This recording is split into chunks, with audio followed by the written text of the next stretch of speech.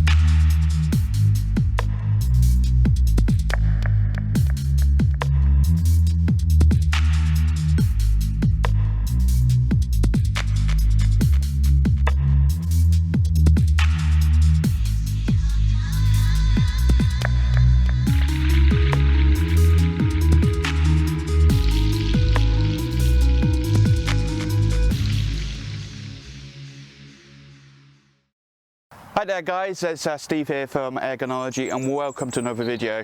We're outside today, for forgive the noise, but on this channel, as you know, we do a whole load of air rifles, air pistols, as well as technology reviews. So if you're new here, hit that subscribe button, check down below in the video description, and there you'll find a link to all of our Facebook groups, the Airgunology web pages where you can get the new immersive optic scopes, as well as our cool merchandising, so you really need to go there. But anyway, today let's crack on. We are talking about a bench rest system, and massive great big box here, but basically this is the Caldwell Fire Control, and this is the full length version, so this includes the backrest as well. And as always throughout this video, I will leave you links and pictures and everything of it all on here. So I've got this myself. As you know, I've been using one of the Amazon cheapo bench rests, which is okay, it's not too bad, but it certainly has not got the build quality, the adjustability and the preciseness of the Caldwell that I've got here. Now, I go up to my local shooting range and a lot of guys up there really go into the bench rest in big style. Some of them got thousands of pounds worth of Teflon coated shooting rests where they can get precise degrees, but a lot of guys are also using the Caldwells on here.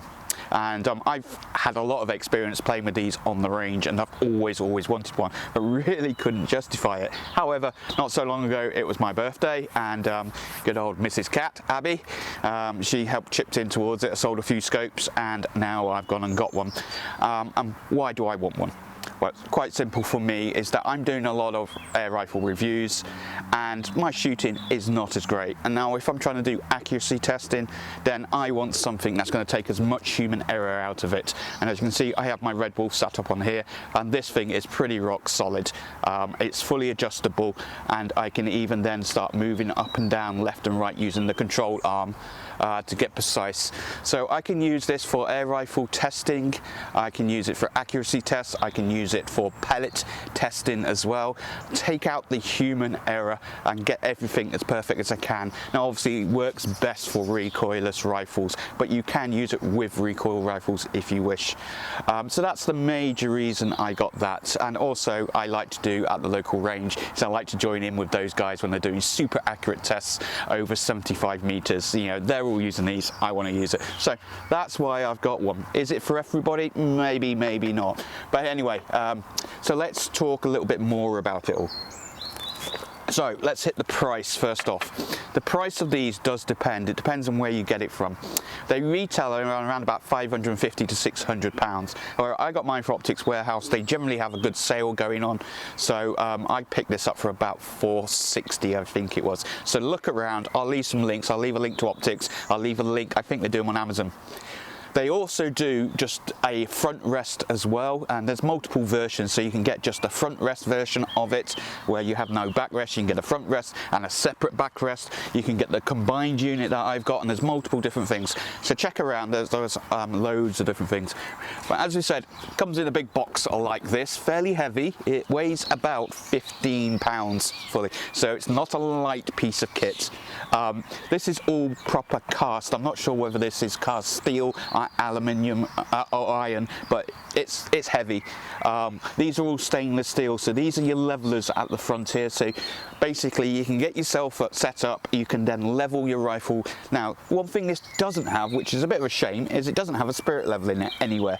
I would have thought that would have been a nice little thing, but you can easily buy one off Amazon, drop it on there and get that set up. So you've got your levelers on the front, one on each corner, and you have a leveler on the back. Now the whole thing itself comes in two parts.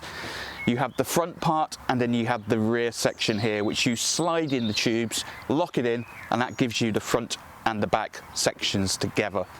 You add on the control arm yourself. So this control arm, once you've got yourself roughly set up, you level yourself up, and then what you can do is you can move one of the knobs on the front, unlock it, and you can lift the elevation up and down. Now you've got 5 inches worth of travel there. Then you can lock it.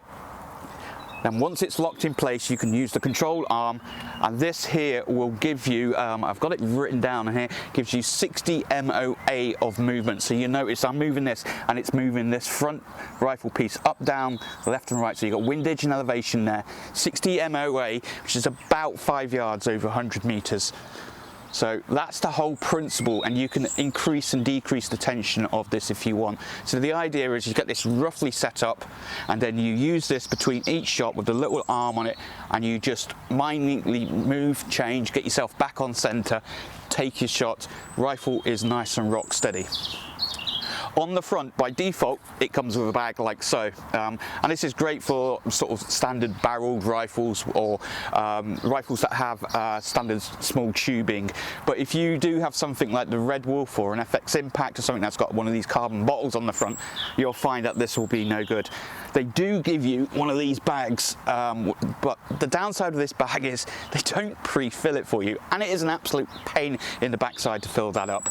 But basically you swap it out with the Allen bolts, and then you put it in, and you can increase and decrease the distance, the clamping distance here. So you've got some screws here to tighten it up, and you can move this whole bracket in and out on both sides. So I find that this one looks better and works better with carbon bottle type rifles on there. But like I said, it's a bit of a pain in the ass. I wish they would pre-fill that for you and give it a proper branding. It just looks a bit naff, to be brutally honest, like that, but it does work. Well, like I said, the whole thing is made out of solid, I think it's, I'm not sure if it's iron or, but it's solid, absolutely solid, well made, good screw mounts on it all. The rear part on here, nicely rubberized at the back here, so get your rifle nice in there. Like I said, I've been using this a lot of times, and it's probably one of the best rifle stands that you can get, certainly for the price. You know, like I said, it's expensive, but it's one of the best rifle stands that you can get out there. But the question comes on, can you actually use this for all your rifles? Well, I'm going to leave some pictures around, and I'm going to leave some pictures around with it in its standard default length, as it is here. And I got pictures of the Red Wolf on there, and then I've got a picture with the Airgunology on it, and then the FX Impact on there. Now, in its standard length, it sort of works, but if you've got a shorter rifle, you would think with all of this adjustability that you would be able to move this rear bar here and move it in and out. Now, this rear bar is basically supports the backrest. And on it, you'll notice that there's like a Y-shaped set of screws, a triangle shape of screws on there. And basically, it holds onto a bottom clamp. And again, I'll leave some pictures for you. And at the end of the 2 bars, you'll find there's 2 holes. Believe it or not, I do not understand why Caldwell have done this, but this thing is not adjustable for length. You cannot move this bar and bring it forward. So if I take off my Red Wolf on here, and we'll just put that to one side, and I drop on my Leshy, I really would like that to be shorter, much shorter here, but the design of it doesn't allow it.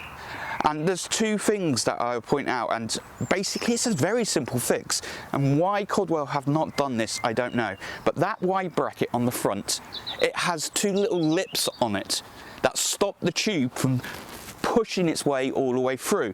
And again, I'll leave a picture down on here, but you can see that I've pushed mine all the way through. And the way that I've done that is I've literally ground off those two little lugs that stop the bar from pushing through that bracket. That allows me now to actually push this whole unit through the bracket and shorten it and tighten it up with the center screw. Why they've designed it like that, I have absolutely no idea. It also has the added benefit that when I want to transport this, I can shorten the whole unit down, and it comes down to a much smaller size. And you'll notice that there's two holes also in the bar, and that is for added stability, so that once you've got it set in, you can then lock it down and it's quite rigid. Why on earth they did not stick extra holes in the bar to allow you to vary that length, as well as get rid of those little lugs that stop you moving the bar in and out, I do not know. So my little quick and dirty fix was, got the angle grinder out, took those two lugs on the bracket and just ground them off. That allowed me to slide the bar in and out, and then got my drill out and basically drilled some new sets of holes in, so I can now change the length of this. Caldwell, next version, do it. It's such a simple change. It doesn't affect the balance or anything of it. It's still as sturdy as it should be. So why they've done that, I don't know. But anyway, let's go on to some pros and cons about this, and I've got my list on here. So some of the pros on it: it is stable, it's well built. Despite the little bits I've been talking about, it's very, very well built. This thing will last for absolutely years. Stick your rifle on here, get it all set up. It's not going anywhere. You're going to be crosshairs exactly where you want. You've got your fine adjustment for after each shot. Absolutely brilliant. You know, certainly well worth the money on that.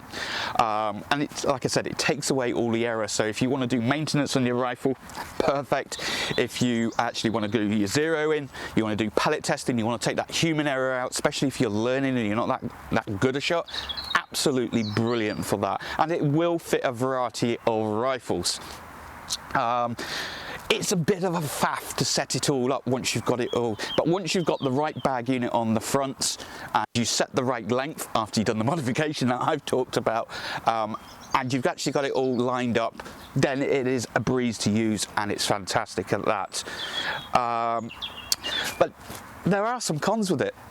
Let's hit the first one. The elephant in the room is definitely the con on it is price, but you get what you pay for. You know, it's proper, it's heavy, it's going to do the job, it's going to last a year. Buy once, you know, and it lasts forever, sort of thing. As I've already talked about, this length adjustment, it's an easy fix. If you've got an angle grinder and you're quite okay with a drill, you can change that around. You don't need to put the extra holes in. I've just done that, so if I do want to clamp it down. Why they've done it, I do not know, but that is a downside. Simple fix though to sort that out. It's not very portable. It is heavy, but then all of these bench rest systems are heavy, and of course you're not going to be lugging this out into the field to go shooting or anything like that. I've noticed as well that there are certain rifles that it will not fit very well. FX Impact is a classic case. The FX Impact, the very shape of the back of it means it just will not sit in here very well.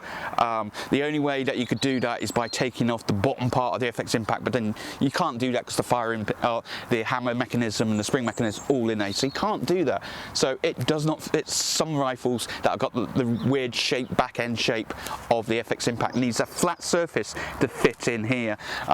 So there's the flat surface for it to fit in. If it's on a spike like so, then things are going to wobble around and it just doesn't work very well.